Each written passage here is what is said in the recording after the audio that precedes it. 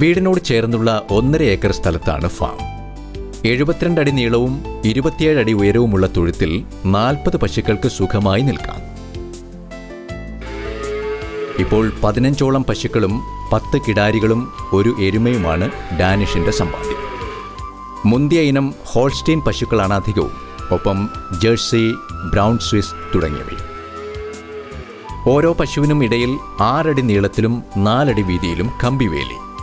കുളമ്പുരോഗം വരാതിരിക്കാനും കാല് തെന്നി വീഴാതിരിക്കാനും നിലത്ത് റബ്ബർ ഷീറ്റ്. ഫാമിൽ സന്ദർശകർക്കായി പ്രത്യേക സമയം അനുവദിച്ചിട്ടുണ്ട്.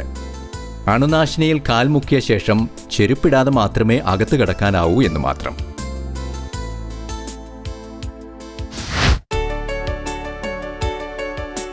ഡയറി ഫാമുകൾ നഷ്ടമെന്ന പല്ലവി ഒരുപാട് കേട്ടു ഈ യുവാവ്. അതിന്റെ കാരണങ്ങളും പഠിച്ചു. പരിഹാരത്തിനുള്ള അന്വേഷണങ്ങൾ നടത്തി. തീറ്റയുടെ കാര്യത്തിൽ മാത്രം ശ്രദ്ധിച്ചാൽ തന്നെ പശു വളർത്തലിലെ ലാഭനഷ്ട കണക്കുകൾ കീഴ്മേൽ മറിയുമെന്ന് തിരിച്ചറിയുകയായിരുന്നു ഡാനിഷ്. പിയർ വേസ്റ്റ്, ചോളം വേസ്റ്റ്, കാലിത്തീറ്റ, വൈക്കോൽ ഇവയോടൊപ്പം യഥേഷ്ടം പച്ചപ്പുല്ല് ലഭ്യമാക്കുന്നതിനായി 2.5 ഏക്കറിൽ പുൽകൃഷിയുമുണ്ട്. CO3 ഇനം. വീടിന് ചുറ്റും കൂടുതൽ സ്ഥലം പുൽകൃഷിക്കായി ഒരുങ്ങിക്കഴിഞ്ഞു. കാലിത്തീറ്റ മാത്രം കൊടുത്തുകൊണ്ട് ഒരിക്കലും ഒരു ഫാം ലാഭത്തിൽ കൊണ്ടുനടക്കാൻ പറ്റില്ല. അപ്പോൾ ഡാനിഷിനെ സംബന്ധിച്ച് ഡാനിഷ് അതിലൊരു വെറൈറ്റി ചെയ്തേക്കുന്നത് വെച്ചാൽ ഡാനിഷ് മറ്റുള്ള അൺകൺവെൻഷണൽ ഫുഡ്സ് ഇതിൻ്റെ അത് ഇൻകോർപ്പറേറ്റ് ചെയ്തിട്ടുണ്ട്.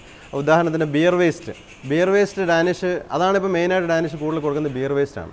അപ്പോൾ ബിയർ വേസ്റ്റ് കൊടുത്തു കഴിയുമ്പോൾ ഒരു 10 കിലോ ബിയർ വേസ്റ്റ് കൊടുക്കുമ്പോൾ തന്നെ 35 രൂപയെ വരുന്നുണ്ട്.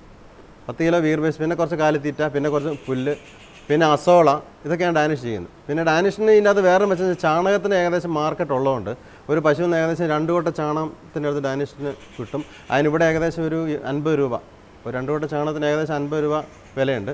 അപ്പോൾ ആ ഒരു ഫീഡിൻ്റെ കോസ്റ്റ് ഡാനിഷിന് ചാണകത്തിൻ്റെ അകത്തുനിന്ന് ചാണകം വിറ്റിട്ട് ഡാനിഷിന് കിട്ടും. ബാക്കിയുള്ള കാര്യങ്ങൾ മിൽക്കിൻ്റെ പൈസ ഡാനിഷിന് ഇപ്പോൾ പ്രോഫിറ്റായിട്ട് നിൽക്കും.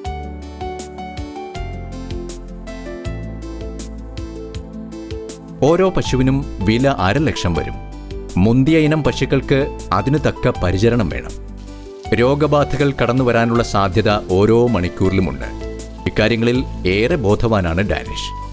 രോഗങ്ങൾ തുടക്കത്തിൽ തന്നെ കണ്ടെത്താനും അതിന് പ്രാഥമിക ചികിത്സ കൊടുക്കാനുമുള്ള അറിവും പ്രായോഗിക ബുദ്ധിയും സ്വായത്തമാക്കിയത് വിവിധ പരിശീലനങ്ങളിൽ പങ്കെടുത്താണ്. ഒപ്പം ഡോക്ടറുടെ മേൽനോട്ടത്തിൽ ആവശ്യം വേണ്ട എല്ലാ മരുന്നുകളും ഇവിടെ എപ്പോഴും തയ്യാറാണ്. ഒരു പശുവിന് രോഗം വന്നു കഴിഞ്ഞാൽ പെട്ടെന്ന് മാറ്റാൻ വേണ്ടിയിട്ടാണ് ഡോക്ടറുടെ നിർദ്ദേശപ്രകാരം ഞാൻ എന്ത് കാര്യം ചെയ്യുമ്പോഴും അത് ബന്ധപ്പെട്ട സീനിയർ വെറ്റിനറി സർജൻ ഡോക്ടറോട് ചോദിച്ചാൽ മാത്രമേ ഞാനിത് ഏതെങ്കിലും ഒരു ഇഞ്ചക്ഷനോ കാര്യങ്ങളോ ഞാൻ ചെയ്യാനുള്ളത്. ഞാൻ പഠിച്ച വെറ്റിനറി ഫസ്റ്റ് എയ്ഡ് അനുസരിച്ചിട്ട് ചെയ്യാനുള്ള എല്ലാ കാര്യവും ഞാൻ സ്വന്തം തന്നെ ചെയ്യും. അത് ഞാൻ പഠിച്ചതിൻ്റെ അപ്പുറം മറ്റെന്തെങ്കിലും ചികിത്സ ചെയ്യേണ്ടിയിട്ടുണ്ടെങ്കിൽ ബന്ധപ്പെട്ട വെറ്റിനറി ഡോക്ടറോട് ചോദിച്ചതിന് ശേഷം മാത്രമേ ഞാൻ എൻ്റെ ഫാമിലി മെഡിസിനുകൾ ചെയ്യും.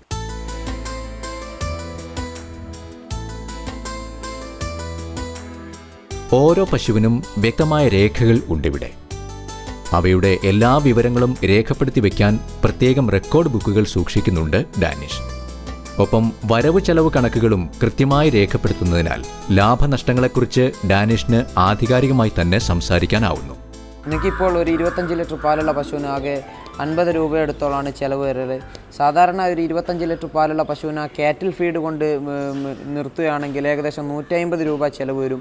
ഒരു പശുവിൽ നിന്ന് എനിക്ക് 100 രൂപ അനാവശ്യ ചിലവിൽ നിന്ന് തന്നെ കുറക്കാം. അങ്ങനെയാണ് എൻ്റെ പശുവിന് എനിക്ക് ഏകദേശം എൻ്റെ ഒരു പശുവിന് ആവറേജ് ഒരു കൊല്ലത്തെ കണക്ക് നോക്കിക്കഴിഞ്ഞാൽ ഒരു പശുവിൽ നിന്ന് 60-75 രൂപേൻ്റെ ഉള്ളിലായിട്ട് എനിക്ക് ഒരു പശുവിൽ നിന്ന് കിട്ടും.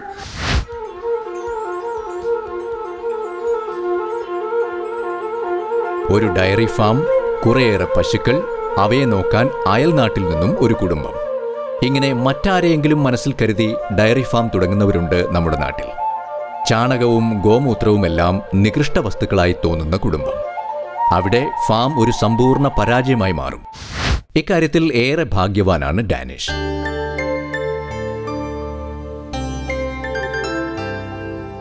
ഒരേ മനസ്സായി കൂടെയുള്ള ഉമ്മ വഹീദയും സഹോദരി ഷാഹിദയും.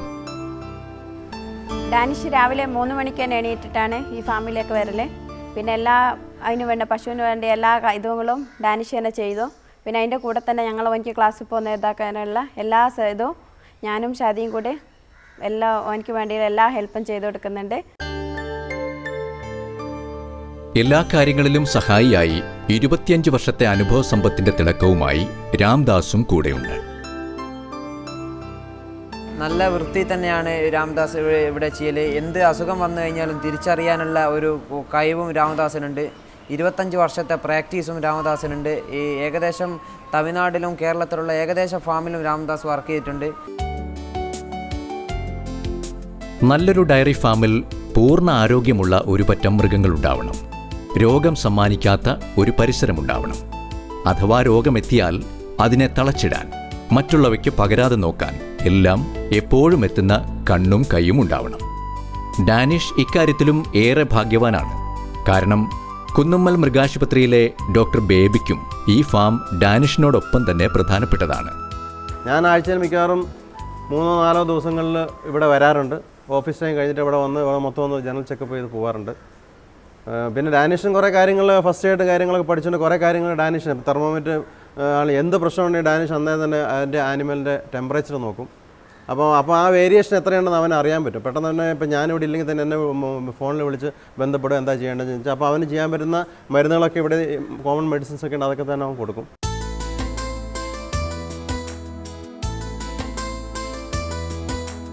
പശുവും കിടാരികളും എപ്പോഴും നിറഞ്ഞു നിൽക്കുന്ന ഒരു മനസ്സുമായി ഒരു പൂർണ്ണസമയ വിദ്യാർത്ഥിയായി പഠനം തുടരുക വിഷമകരമാണ് എന്ന തിരിച്ചറിവാണ് കല്ലാച്ചിയിലെ പാരലൽ കോളേജ് തിരഞ്ഞെടുക്കാൻ ഡാനിഷിനെ പ്രേരിപ്പിച്ചത്.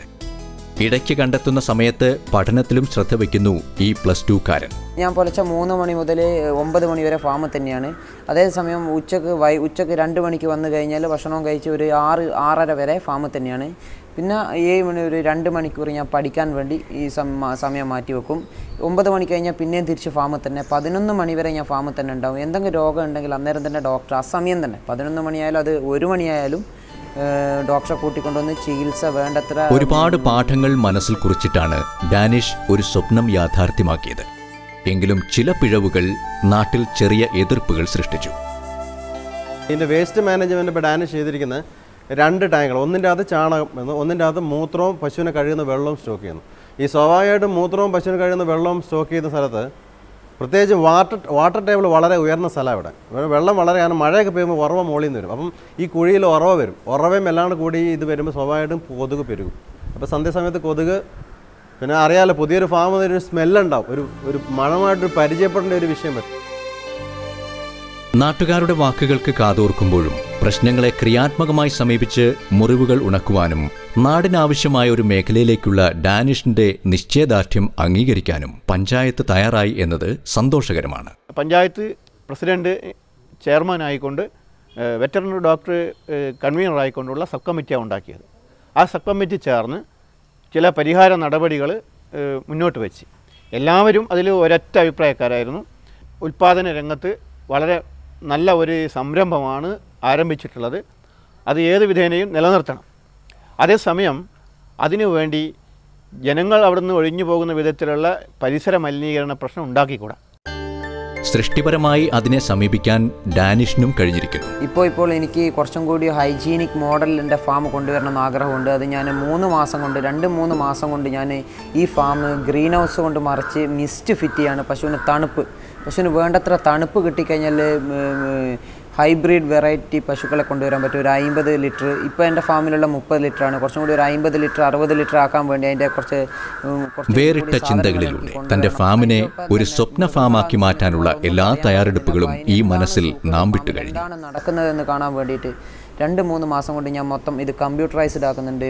വെബ് ക്യാമറ വെച്ചിട്ട് പശുവിന് എന്താണോ സൂക്കേട്, ആരാണോ വരുന്നതെന്ന് കണ്ടുപിടിക്കാൻ വേണ്ടി ഞാൻ എൻ്റെ വീട്ടിൽ ആ സജ്ജീകരണം ഞാൻ ചെയ്യുന്നുണ്ട്. ഈ ചെറിയ കാലയളവിൽ ആർജിച്ച വലിയ അനുഭവങ്ങളിലൂടെ പശു വളർത്തൽ നഷ്ടമെന്ന് പറയുന്നവരോട് ഡാനിഷ് പങ്കുവയ്ക്കുന്ന ചില കണ്ടെത്തലുകളുണ്ട്. ഈ തിരിച്ചറിവുകൾ ഒരു സ്വയം സമർപ്പിക്കലിന്റെ സാക്ഷ്യം കൂടിയാണ്.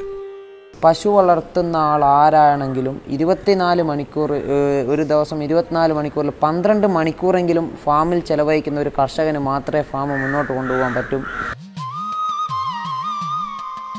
അതെ, ഡാനിഷ് ഒരു പ്രതീകമാണ്. കേരളത്തിന്റെ സ്വപ്നങ്ങളിലേക്കുള്ള യാത്രകളിൽ ഓരോ വളവിലും തിരിവിലും ഒളിമങ്ങാതെ നിൽക്കുന്ന പ്രതീകം. നിശ്ചയദാർഢ്യത്തിന്റെയും ആത്മസമർപ്പണത്തിന്റെയും പ്രതീകം. ഒരു ഗ്രാമത്തിൻ്റെ ഹൃദയത്തിലിരുന്ന് ഒരു വലിയ നാടിൻ്റെ ഭാവി സ്വപ്നം കാണുകയാണ് ഈ ചെറുപ്പക്കാരൻ. അഗ്നിച്ചിറകുകൾ വിരിച്ച് അവിടേക്ക് പറക്കാം എന്ന ചങ്കുറപ്പോടെ തന്നെ. ഈ യുവാവിൻ്റെ വിലാസം Danish Majeed, Malabar dairy farm, Kakkattil, Kozhikode ജില്ല. ഫോൺ 9895857157.